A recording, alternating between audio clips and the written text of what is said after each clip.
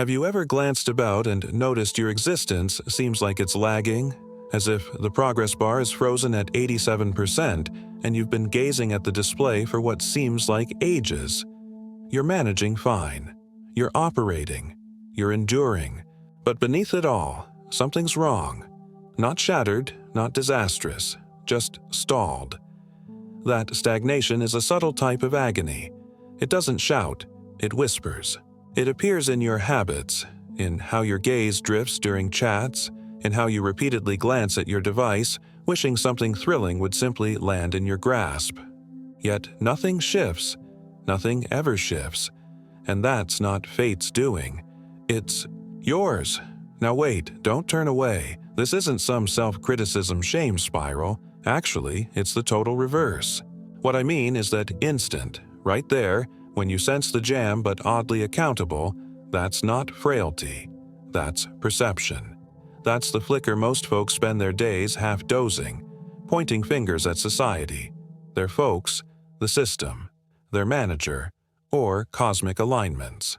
But you spot the progress bar hasn't budged. That alone sets you above 95% of everyone else.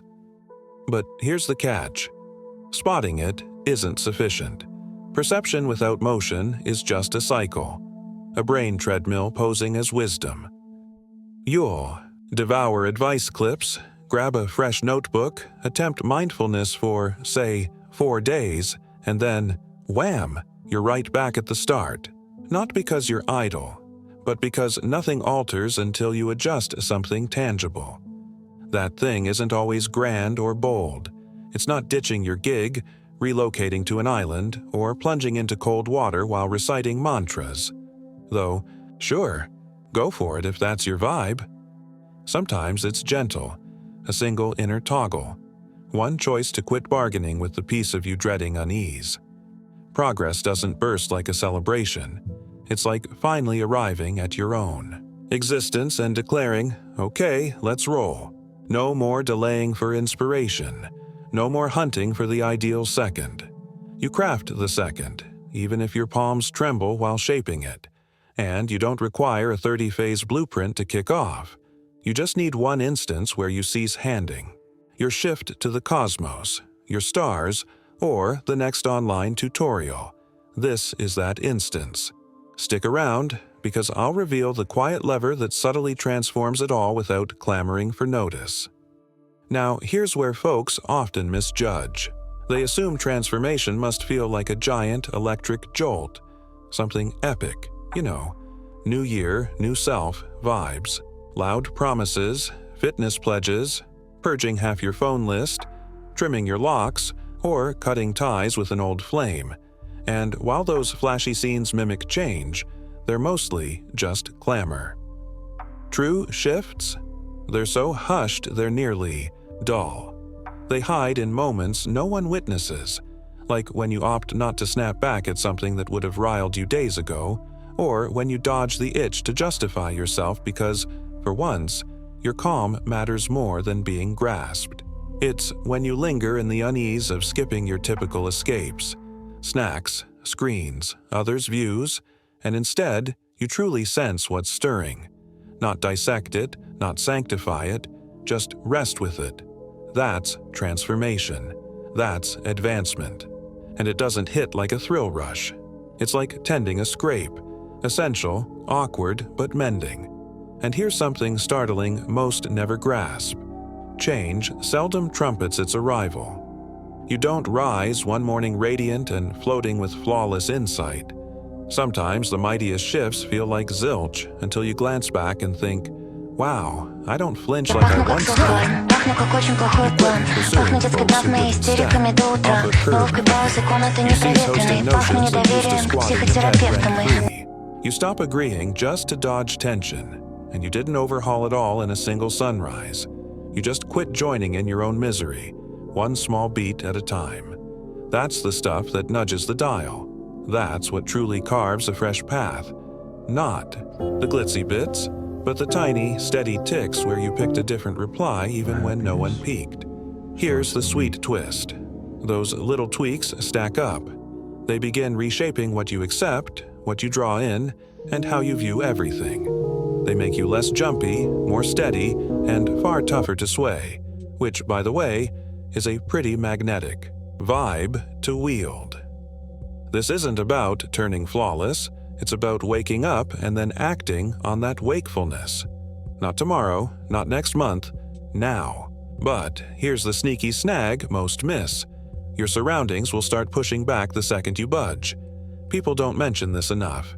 You start standing taller, drawing firmer lines, caring less about petty drivel, and suddenly, others act like you broke some unspoken pact. A pal might say, "You're different," but not as praise, more like a jab. And right then, the urge to shrink into your old self is fierce. Why? Because humans crave ease, not evolution. And guess what? Your shift quietly highlights where they're still lodged, and that doesn't always land well. So you'll hear stuff like, "You used to be more lively. Why are you pulling away lately?" Or the gem, "You think you're above us. Now." No, you're not acting superior. You're just done acting inferior. And this is where many trip themselves up. They backslide, dilute their essence, chuckle at quips that don't hit, nod to ideas that ring empty just to blend in again. But change doesn't bloom in stillness, it ripples. And if those nearby can't handle that ripple, that's not your burden to fix. Let's be real. How long will you dim your glow just to be palatable to folks who don't even feed your soul? See, change demands a dash of emotional gamble. It means risking the loss of things, people, spots, habits that no longer match who you're growing into. That sounds lofty until you're knee-deep, grieving the known while forging the uncharted. But that's how you know it's legit. Real change exacts a toll, not in a ruinous way, but a purifying one. It peels off the racket, the clinginess, the staged you, until you're left with someone sharper, softer, and sturdier than ever. You stop teetering on edge, craving nods like they're air. You quit haggling your value like it's on sale. And bit by bit, you start trusting yourself. Not from a page or a saying, but because you've earned that faith through countless tiny calls where you chose honesty over ease. And when that click lands, even faintly, you're not the same. Not brasher, not tougher, just less open to foolishness. That's when life starts flowing differently around you, because you're finally flowing differently inside yourself. Funny thing is, once you stop being too reachable for people's takes, their mess, their ceaseless demands, you notice how much calmer your inner realm gets. Not mute in a drab way, but tranquil in a soothing way. The kind of hush where you can finally hear your own mind. You start seeing the stuff you used to leap at now just drifts past.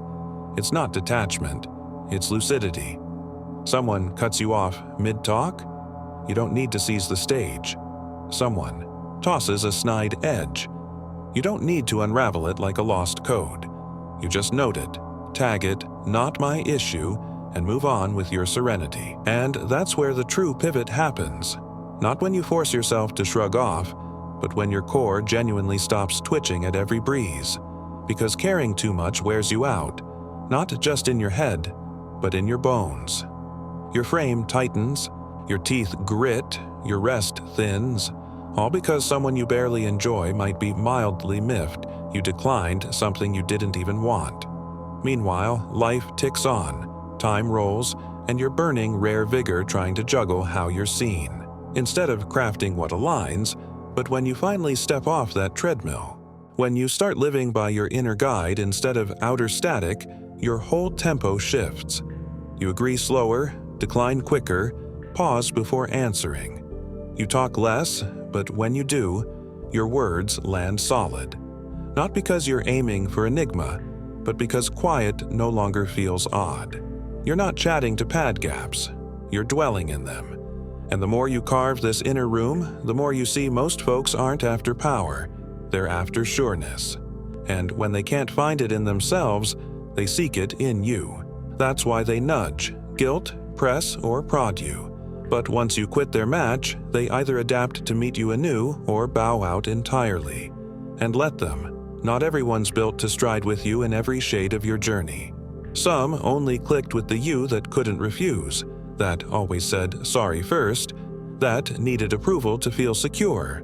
But now you've upgraded your core code.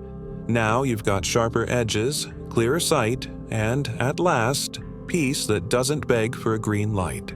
And peace like that? It rewrites everything. Here's the curve most never spot coming. Once you stop twisting to fit slots you've outgrown, the world doesn't crash. Nope. It starts realigning to your fresh benchmarks. It's wild. You start seeing folks show their true hues, not the mask they wore when you were always yes, always there. Some pull back, stunned that they can't tug you with a huff anymore. They might have once tried to manipulate or control you, expecting to get a rise or reaction, but now they're caught off guard because they no longer have that power. The reactions that once used to stir you, the subtle push and pull, no longer affect you as they once did. Some others get noisier, pushier, their attempts to test the limits more obvious, like a child repeatedly poking at something to see how far they can go. It's almost amusing now. But then there's that rare handful, the ones who evolve with you, the ones who stay rooted in their own growth, who understand the shift and flow of your energy.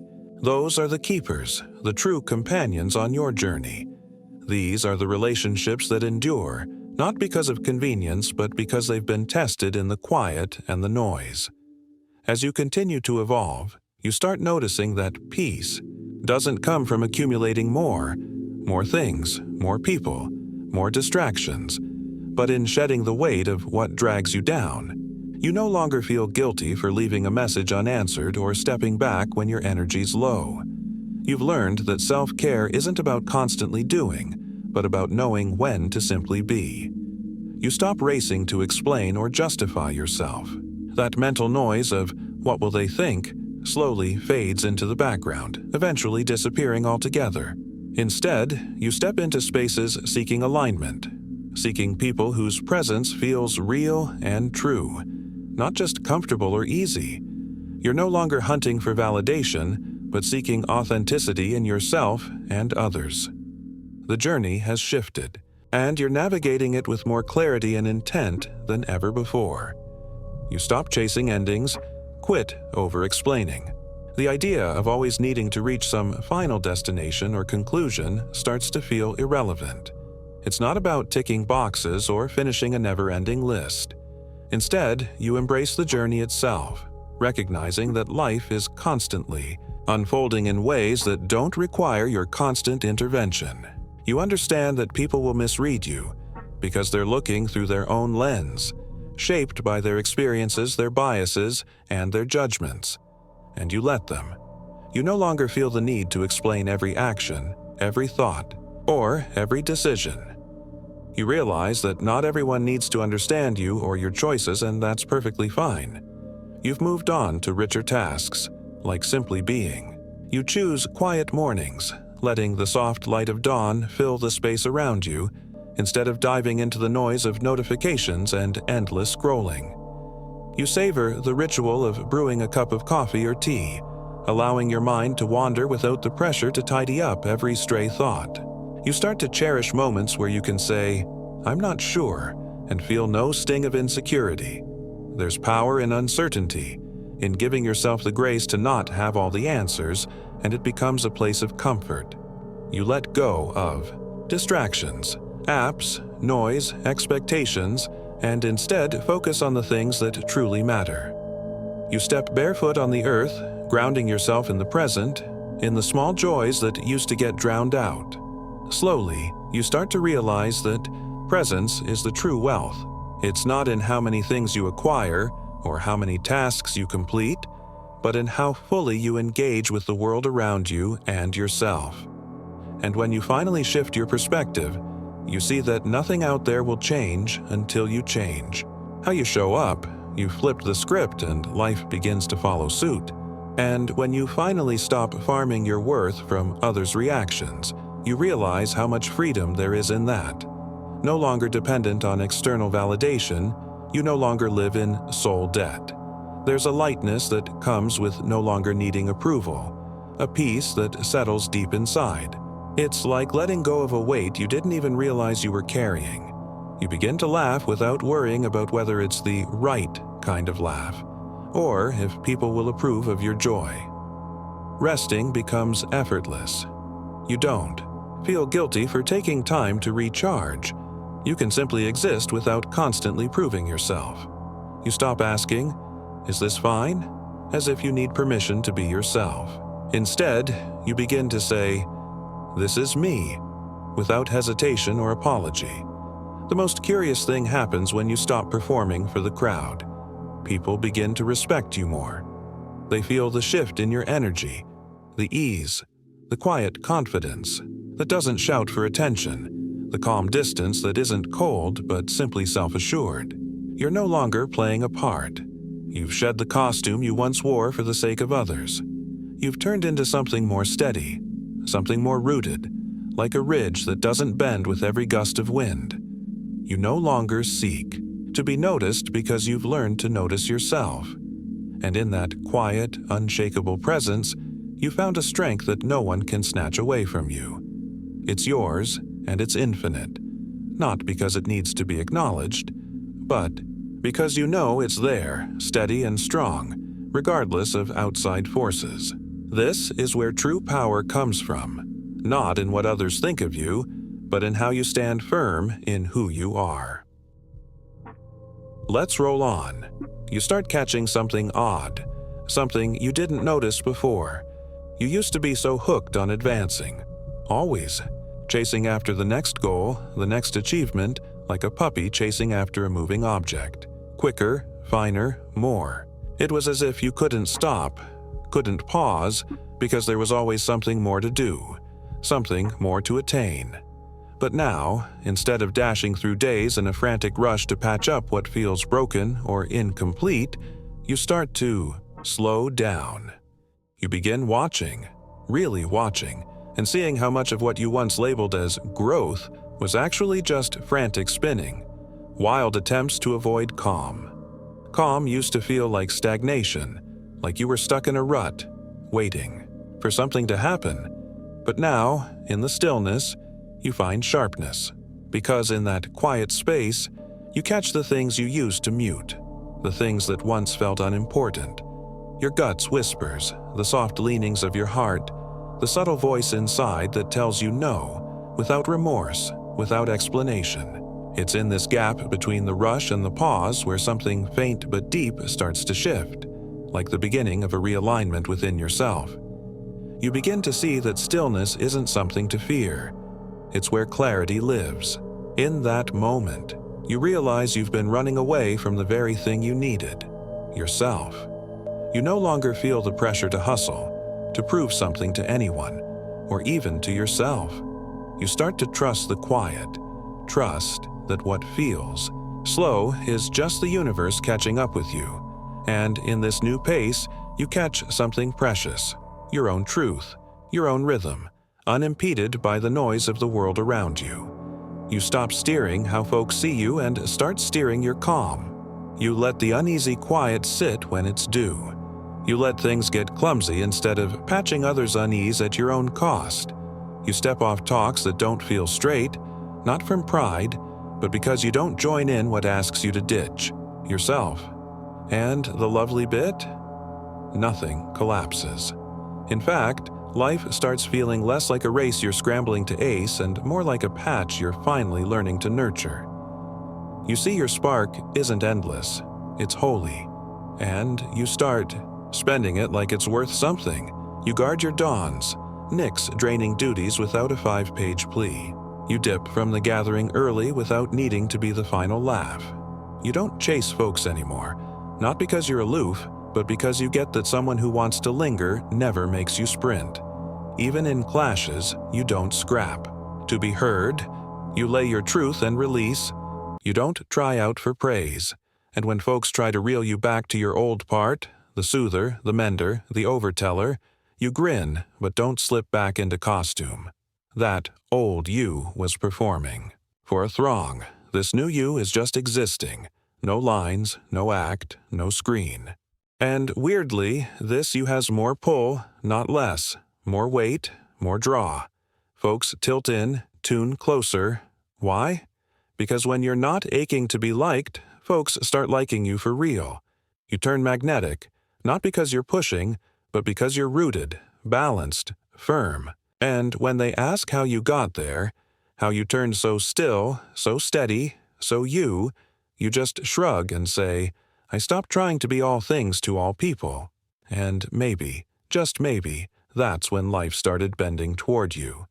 If this strikes, something true for you, let it settle. And if you want more like this, you know the drill. Tap, follow, and I'll catch you in the next one.